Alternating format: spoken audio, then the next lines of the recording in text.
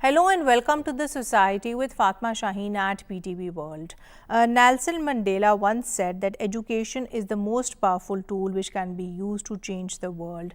These words then very deeply resonate with the realities of Pakistan's educational landscape too, more particularly because of course they also in ways more than one explain the very simple fact which is that Pakistan's education system can be very transformative. It has gone some extremely important, rather dynamic changes over the period of time. But what more is it that we do need to do so as to make education generally more inclusive and definitely more accessible in the Pakistani society? This is something upon which we'll be shedding light today. We'll be talking about the latest educational trends, the changes, the reform that we do see happening in this regard. In this regard, we'll also be talking about the need for us to then focus not only in, of course, improving access of the girl child to the education system, but also of differently able persons and, of course, trans children by that yardstick too. In this regard, we'll also be focusing on the role of technology, on the role of AI, and how that in turn has actually revamped Pakistan's education system, so to speak. We'll also be talking about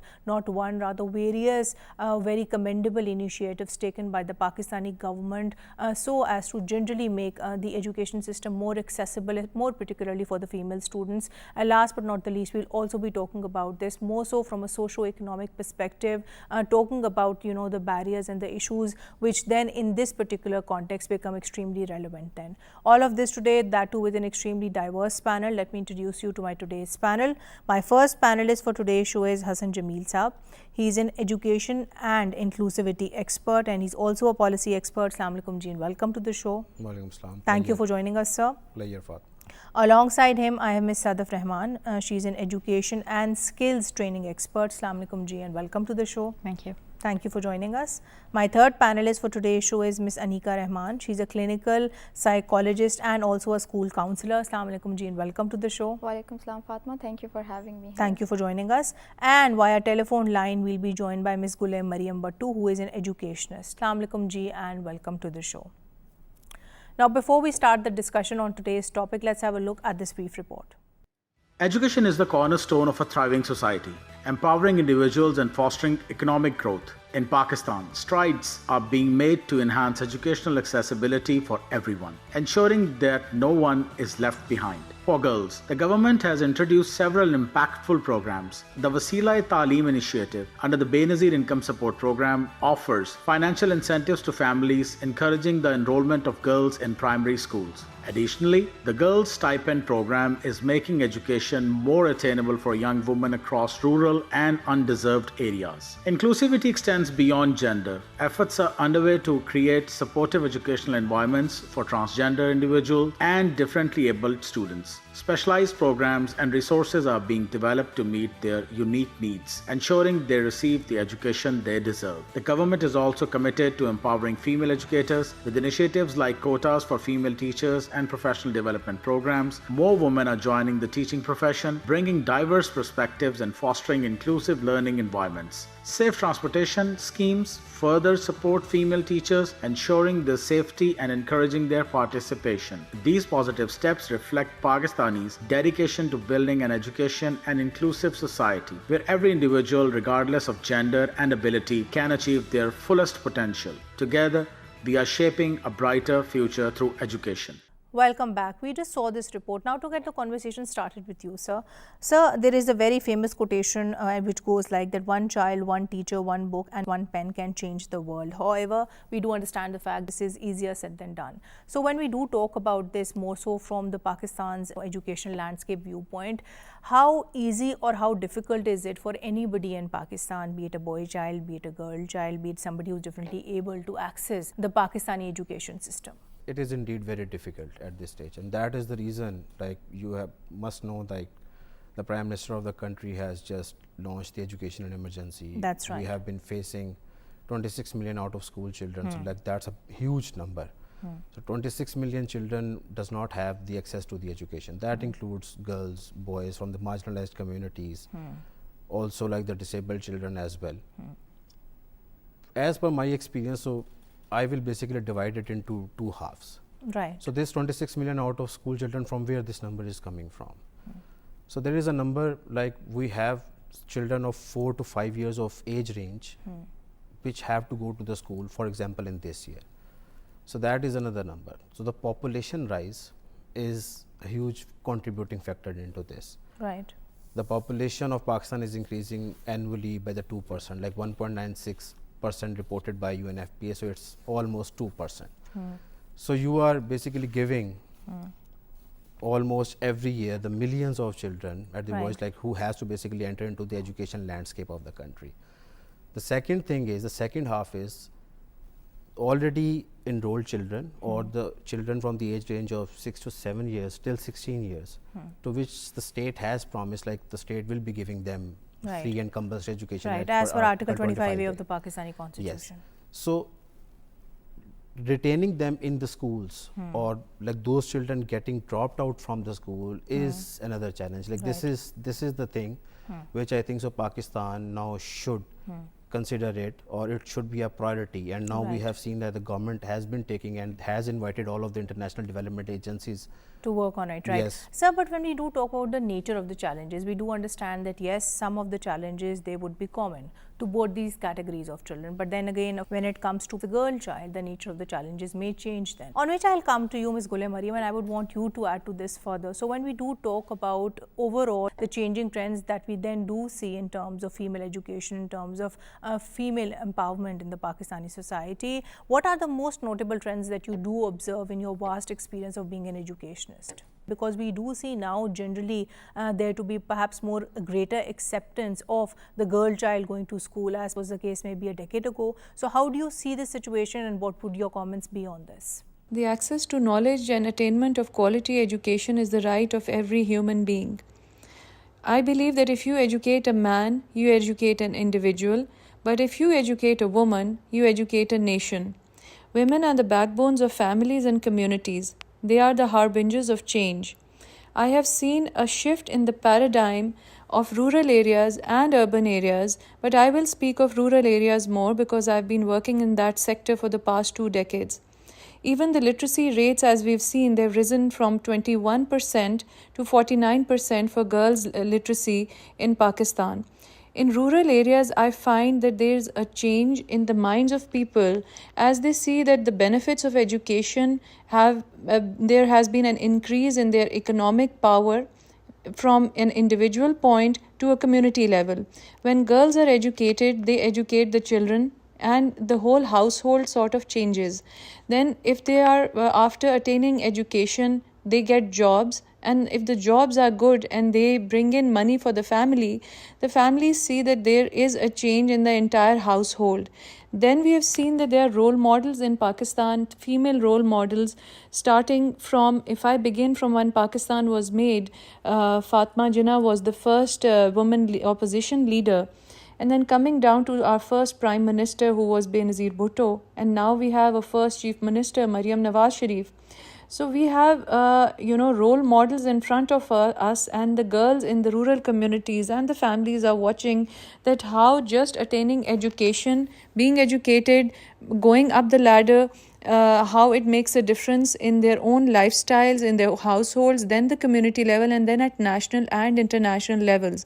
So there has been a change in the minds of people. It is because of a lot of awareness also, because of the social media.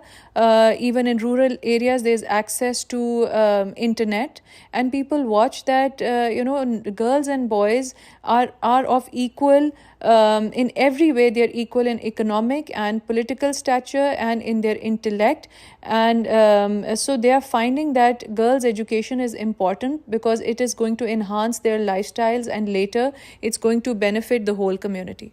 But another question that I would want to put to you in this regard is the fact that we do see now that the government has put forward initiatives, more than one, the purpose of which is then to, of course, improve the female students' access to the education system. In this regard, it's then very important to also mention the fact that the Honorable Chief Minister Punjab, Maryam Nawaz Sahiba, has announced free bus service for students, and then we do have the Pink Scooty scheme in place as well. Alongside that, we also appreciate the fact that the Ministry of Federal Education and Professional Training has been providing free bus service for female students and even teachers, so to speak. Whereas, of course, we do appreciate the fact that yes, these initiatives, they are well intentioned, they are actually there so as to improve the female students' access to the education system. What more, in your opinion, do you feel needs to be done so as to overall improve not only the female students' access to the education system, but also generally to make it more inclusive too? There are some persistent challenges or barrier in female literacy in rural areas of Pakistan. The first and foremost being poverty. Poverty changes priorities. If a household does not have enough money for the day to feed their children at home, they will not send their child to school. So, number one, that can be done and I think should be the way forward is give monetary incentives or fee packages that are in the rural areas especially that encourage female literacy more. Then the infrastructure and resources. In rural areas especially, there's a dearth of schools and good teachers. There's absenteeism in teaching facilities. There are no resources, especially in this digital era. We don't have computing or IT facilities in rural areas.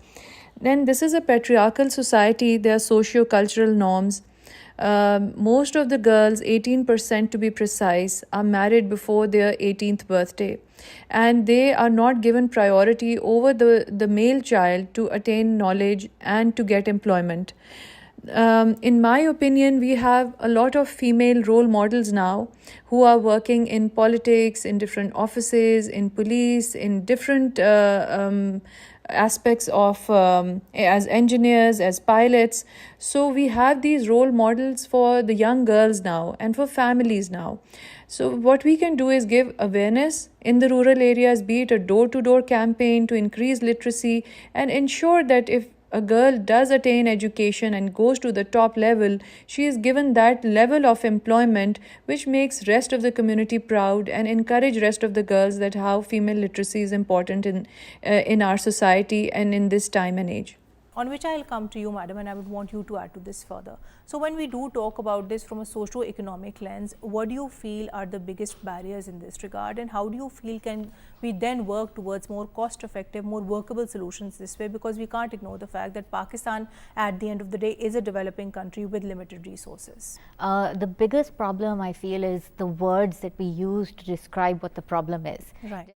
Just like you have with a doctor, 50% is the diagnosis and understanding what the problem is, that's half the solution. So similarly, when we use terms like emergency or crisis, it implies that it's very sudden and it's very urgent. And then you have very sudden and urgent solutions, which is not the nature of education. You don't know whether your STEM female graduate is doing well in the workforce.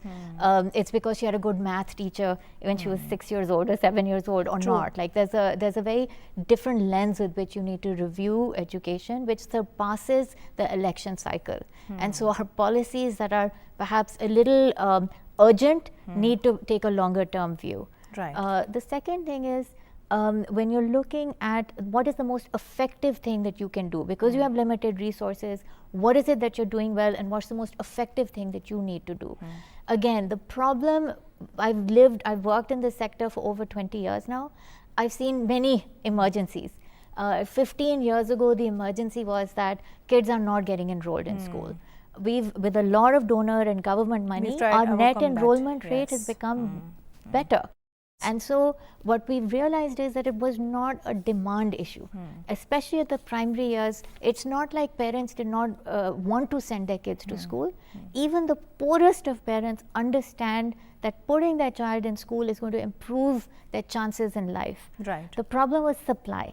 Right. There were not enough good quality schools or schools present at all. Schools, lack of teachers, and then Absolutely. of course proper It's a supply issue. infrastructure, even for that school matter, thing. not having proper roads by that yardstick too. Exactly. I would want you to add to this. I think she's raised some very valid points here. When we do talk about all these issues, we do need to have a more futuristic and a long-term view to the same. So when we do talk about this from your particular viewpoint, because I do understand that you are a clinical psychologist at a school, how important is teacher training particularly, that too, so as to ensure that yes, we do work towards a more inclusive and a more accessible educational system?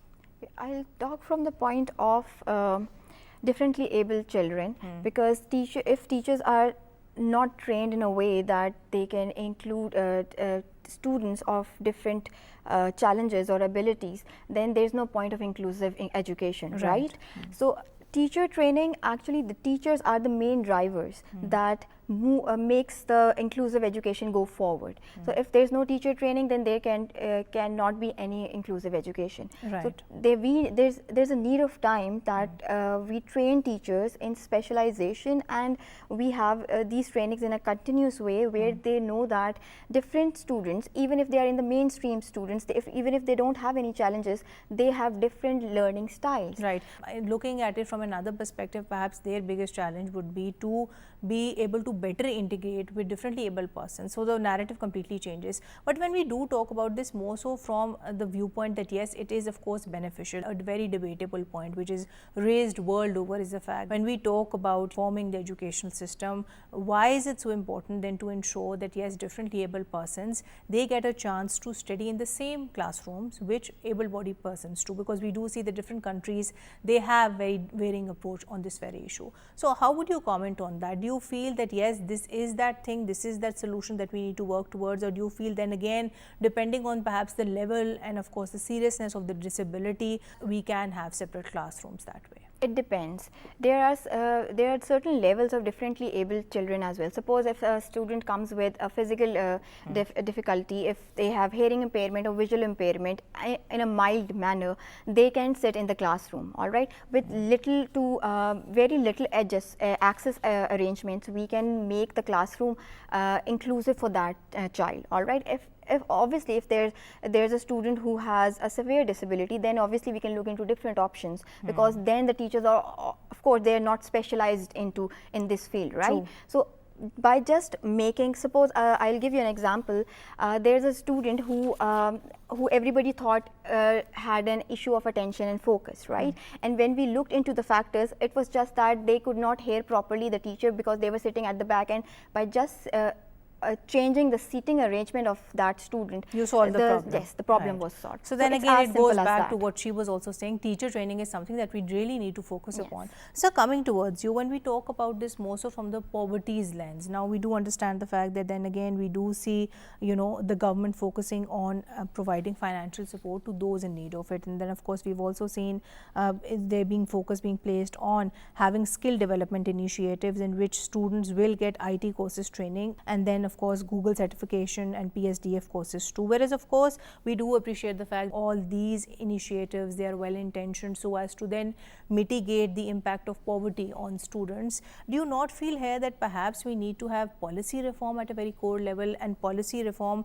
which is then very targeted towards this very issue? Adding to what Sadaf and Mariam like previously commented on to that, so like policy works with the demand and supply side, like which Sadaf has rightly pointed out. So for the very first time, as per my knowledge, the Prime Minister of the country has allocated funds for the out of school children. Right. Like 25 billion rupees. So like this happens for the very first time. So it shows like now the policy makers are at the policy level, people are really serious about this issue. What you have just asked like about that, including that non-formal kind of the setups or the technical education, this is very important. So basically you have to inculcate that skill set into the children or into the students or into the learners, like what they want to do after graduating after 2, 3, 4, 5 years, whatever their program would be. But with this, like definitely So government not only what they are doing but also what they are required to do, because you see the market is changing at a very fast pace, so they need to be very relevant, they need to have those relevant skills in this regard too. Exactly. So this was my point, like you have to basically make a long-term sustainable plan but with the short-term targets. So the problem with the policy making in Pakistan was in the previous years was like we do not have followed any education emergency plans previously in our history. So just let's make a long-term sustainable plan with the short-term targets. By this, like if you can cater that demand and supply kind of an issue, like in the both ways in this policy making for advancing that technical education for the students, even at the provincial level or at the federal level, so also you have to come up with that supply side as well. Right. Like whether the job market resonates with the graduates Of course, you it are has to be an producing or accurate not. reflection of Exactly. the same. Madam, I would want you to add to this because I do understand that this is your area of expertise and of course you worked in this sector too. So when we do talk about this from the viewpoint of then ensuring that yes, we do give children those skills which would then make them more employable per se. Do you feel that this is an area that we have been focusing upon, or do you feel that yes, there is still more leverage for us to work more in this particular area? Not just in Pakistan, but I think this is a problem the world is facing around 21st century skills, where you have a job market that is evolving so fast that schools cannot predict what jobs will be required or what skills will be required. Right. And so what happens is that you're not sure. So for example, when I was in college, social media didn't exist. It was invented after we graduated, and it's an entire industry and sector now. Even though I'm a computer science major, there's an entire sector that if I had not stayed relevant with, I would not have known about. Right. So what's happening, what we do know is fundamentally, globally, there has been a shift in what the objective of education is. So initially, our schools right now have been designed in the 19th century for industrial revolution jobs. Right. And expecting students to graduate with in the 21st century skills. yes, right. and our teachers are from the 20th century. And so the problem that we're facing is that the purpose of education is no longer rote learning to become a good factory employee. It is to be able to think critically, because everything else can be done through automation or through this advent of tech and in our digital future. Right. And what we're struggling with is, again, coming up with programs that help students learn how to think. There are certain interventions, like we know through research that STEM, especially in the early years, inculcates 21st century skills. But in cases like these, then perhaps we need to draw inspiration from countries like Singapore as well, who have very categorically initiated programs, the purpose of which is to actually teach children skills so as to make them more marketable, more employable by that yardstick too. But moving on, when we do talk about this more so from the viewpoint of female inclusion, that too in the STEM fields, how do you see this changing over a period of times? Because typically we did see this time where women then opting to study STEM subjects or opting for any of these careers related to the STEM fields was perhaps in some ways considered to be taboo, or it was something which was not encouraged. However, over a period of time, we have seen the trends changing. So how would you comment on that? Absolutely. You can't talk about tech and STEM and not talk about gender inclusion because it's such an issue endemic to one particular sector. I do think it reflects overall the culture in general, which, as you pointed out, is changing. The stats are changing. There are more women in the workforce. There are more women in more traditionally male-dominated fields. There are women that are performing much better at the student level in schools and colleges in STEM programs. Right. I think what's needed is perhaps a culture and mindset shift, which is a little different and harder to bring about. But one thing I really want to point out in terms of STEM is that you need to make sure that there is a path for women to be able to get into the workforce, things that enable them, things like transportation, which is where the bus system is really good, Right. is a good initiative, or the scooty system is a good initiative. Once they're in that environment, they are protected not just by workforce policies and labor laws, but also through the social norms that are being Right, of enforced. So course. there's a lot of ecosystem shift that needs to happen, Right. which is not And that this easy needs to do. to happen, in ways more than one. It has to coexist, basically. Yeah. And there's a The business social- case for that, right. absolutely. Smart businesses, there's a correlation. You're more profitable the more women you have in your workforce. So Right. the research is out there. Coming towards you, I would want you to add to this. When we do talk about the benefits of inclusive education, more so with regards to differently able persons, more so with regards to the trans community in the country, how do you feel is it beneficial? Because you see, then again, this perhaps is a more of a new concept, and many people wouldn't at a very basic level even understand the importance of the same. How do you see the cognitive development of children changing, that too for the better, especially when they do have inclusive education? I'll start with my field, that is the psychological benefits the inclusive education has on differently abled or the trans children, right? So when you see, when they are sitting in a mainstream school, they are automatically they're being included, which automatically has an effect on their personality. It increases their self-confidence, self-esteem. It gives them a positive body image, right? It also increases their social skills. They know how to speak in a real world, because in the end of the day, just as you were mentioning, these students are going to compete with the same students in the job market, right? So if they have those social skills, if we start working on those social skills early on, they can have a very good social skill set when they are ready to go into the real world, right? I'll start with the psychological benefits of this, all right? So when you have an inclusive education program, it means that you are welcoming those children into the real world setting, right? So it creates a sense of belonging between these children, and it also affects their personality, like they will develop self-esteem and self-confidence when they are sitting with the main or regular stream children, right? Okay, coming from the perspective of regular children who are sitting with those differently able children, what happens is it creates a community of tolerance and acceptance. It also gives them a diverse perspective to see their point of view, and how they are just like them. Just because they have a certain challenge, that does not mean that they have to be excluded. Just like you were mentioning that we have to make them ready for the 21st century, right? So we were talking about 21st century skills.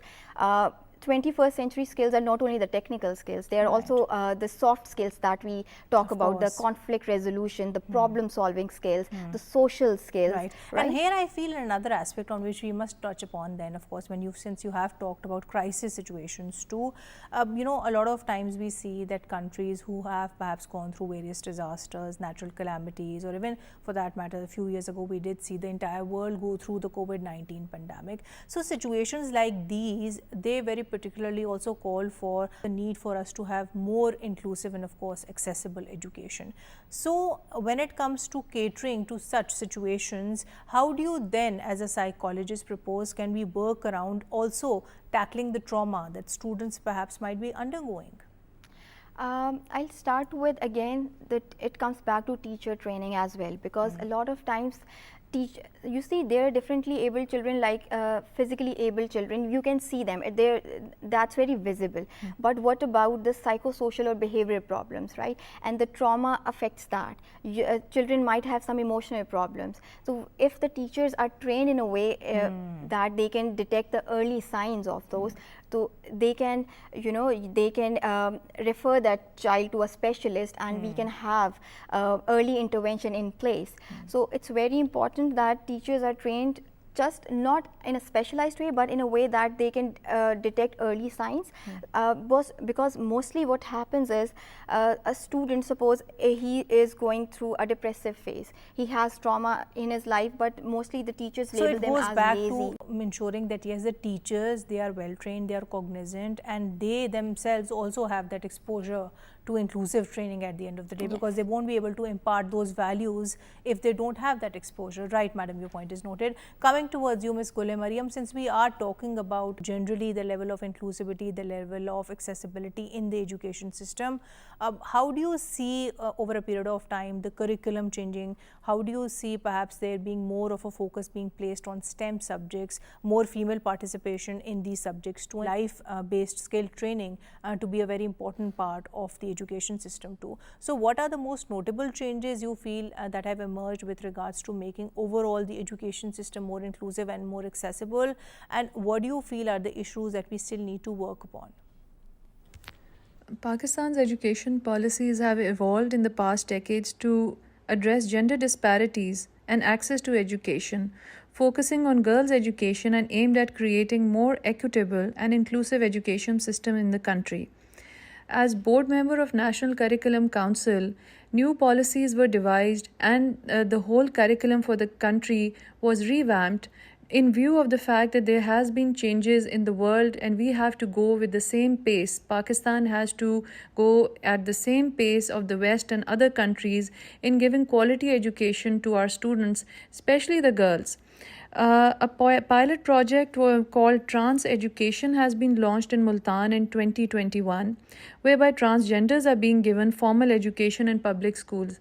This is a first in the history of Pakistan that it has been recognized that there is a transgender community and they have an equal right to education with other members of the society. So this is one step that has been taken in a positive manner.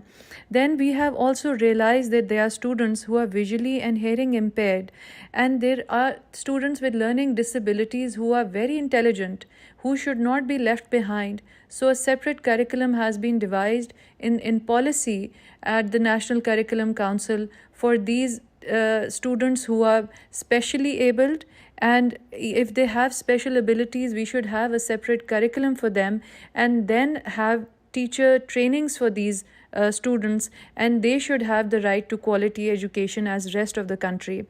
And along with that, in the curriculum there has been a lot of stress on peace, tolerance among every religion in our country, especially the minorities.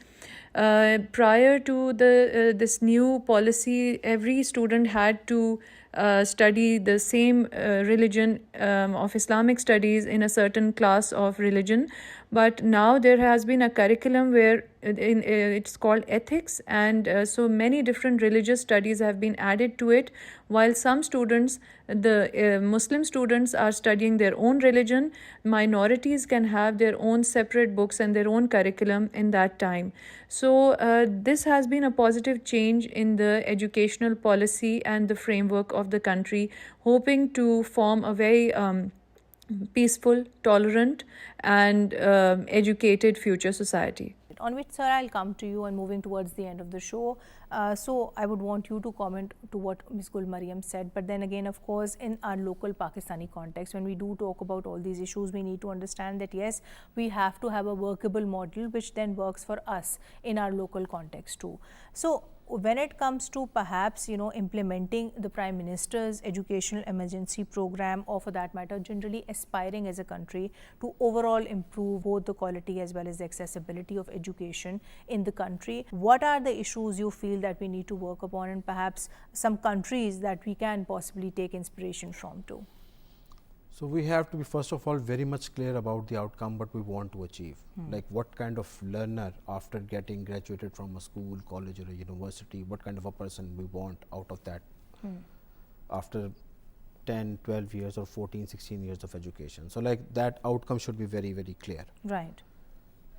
For example, like if I talk about some of the international models happening across the world. So the world is now moving from content-based curriculum to the competency-based curriculum. So this idea of competency-based curriculum was introduced by Finland. Everyone knows about the Finland education's model, like one of the top across the world.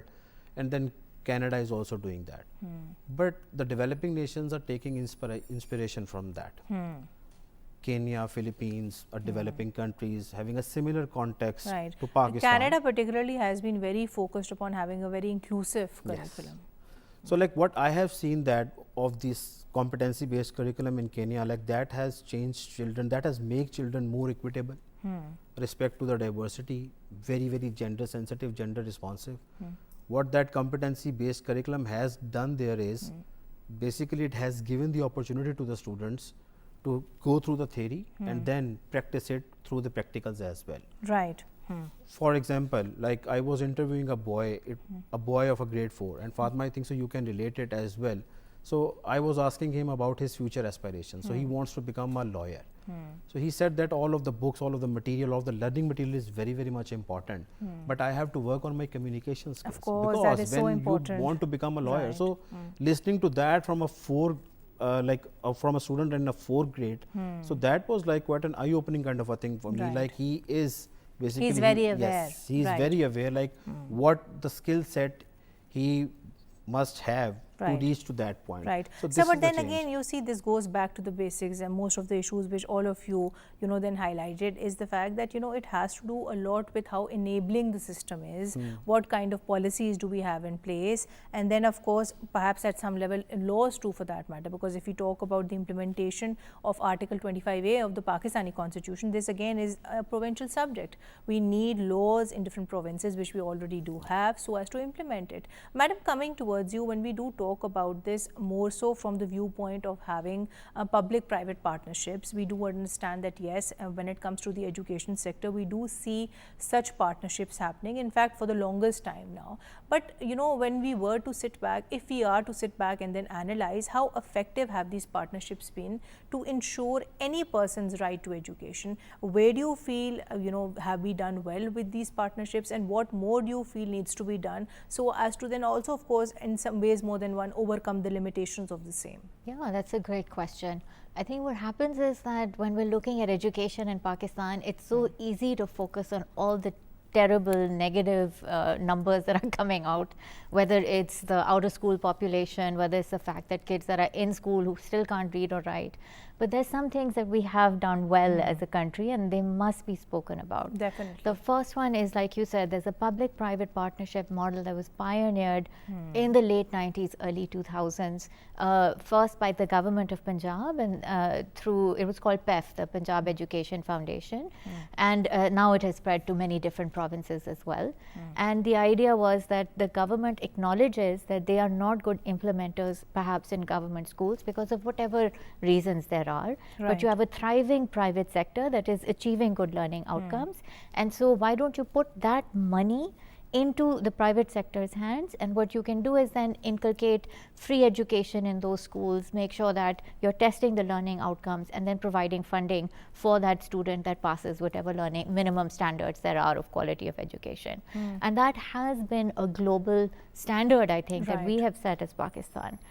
There are some limitations in terms of the amount of money that is stipulated, maybe in terms of the ecosystem, maybe in terms of are these actually passing the tests, are they ghost students, are they actual students? So there are certain limitations, but by and large Pakistan has pioneered this, and I think we need to be kinder to ourselves. We need to keep moving in that direction. It has to be a long-term sustainable effort. The entire world has changed since the last time the computer science curriculum had been written, and all these efforts have now come to a set of standards that has been built that is comparative to the rest of the world.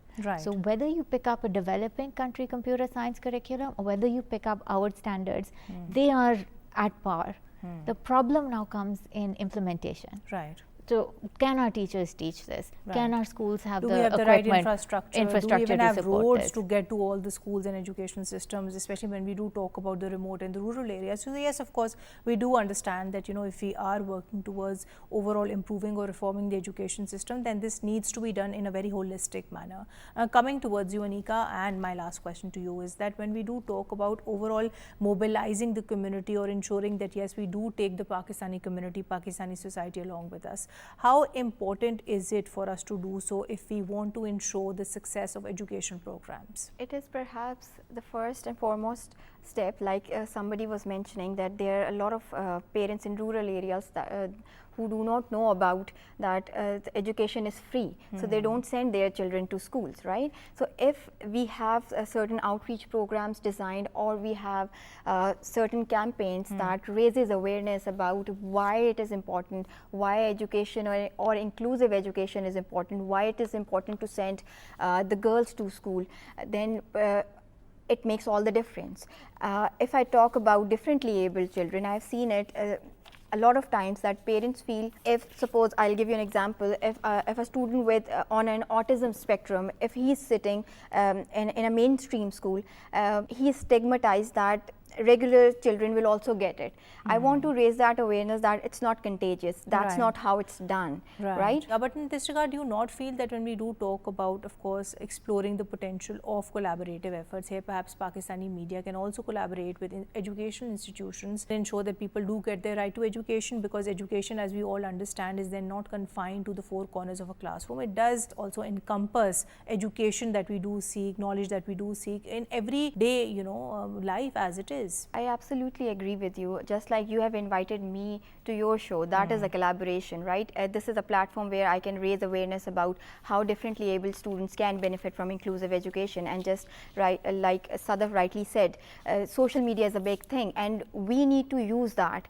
We need to use those kind of platforms to raise awareness. Every school has an Instagram presence, right? So they can post awareness campaigns over there. If schools have events, they can invite different media personas to their schools to see how the things are being worked in the school setting, and how suppose I'll give you an example. We recently had Autism Awareness Month last April, and we invited different schools. We also invited special education needs schools during our fun fair, so that they get to see how it is in an inclusive environment. They get to experience that inclusive environment. So it's very important to create these kinds of opportunities for these kind of students. There's another example that I would like to give, like Special Olympics. They have unified schools, and they work with the mainstream schools, and they provide opportunities to have different kind of activities where they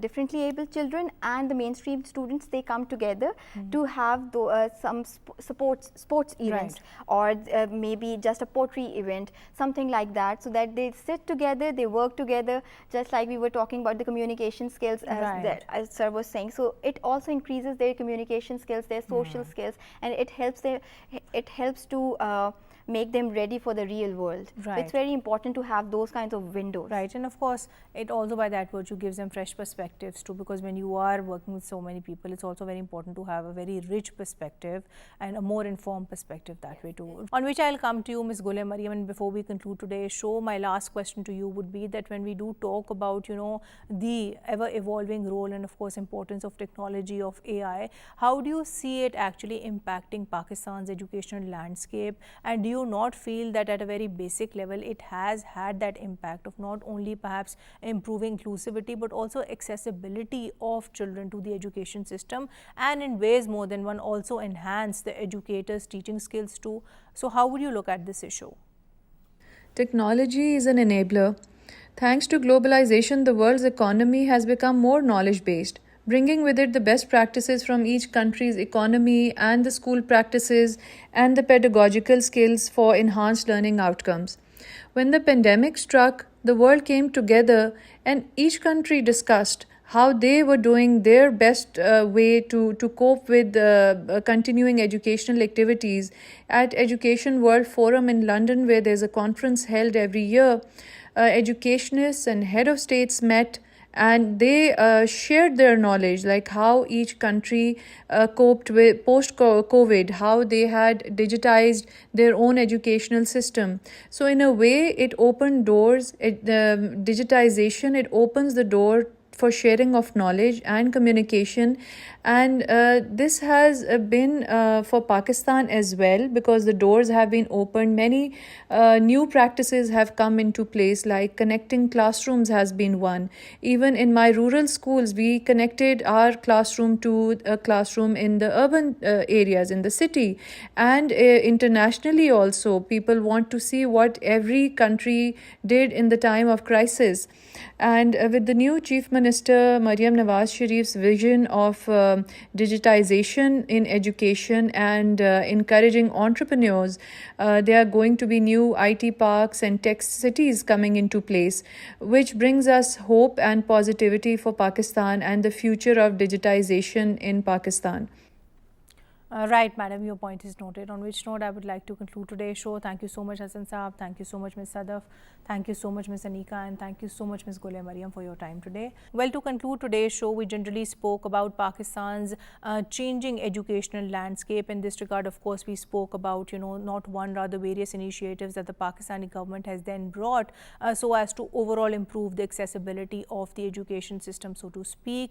If we are serious in doing away with this education educational crisis, which then of course does exist in the country today, then we do need to at a very core level address problems which then of course encompass not only having the proper infrastructure in place, but also doing away with not one, rather various kinds of socio-economic disparities. If we as a society want to progress, then education is something that we seriously need to focus upon, because a society cannot be equitable until and unless it has an inclusive education system in place. Thank you for watching The Society. Until next time, take care. Allah Hafiz.